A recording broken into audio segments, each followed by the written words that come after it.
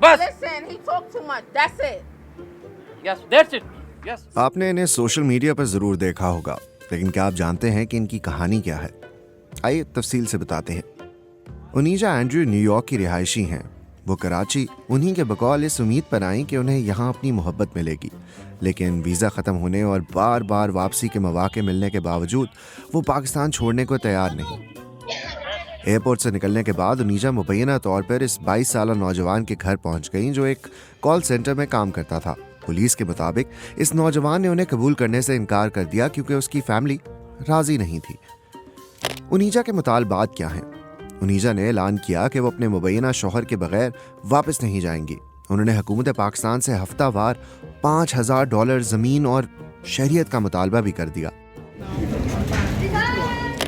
क्या मामला सिर्फ मोहब्बत का है? जिन्ना अस्पताल के सरबराह डॉक्टर चुन्नी लाल ने BBC को बताया कि उनीजा को पुलिस तहवील में अस्पताल लाया गया ताकि उनकी हिफाजत की जा सके।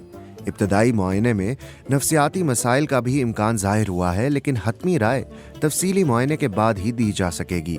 अमरीकी कौंसल खाना मामले से आगाह है मगर खामोश है।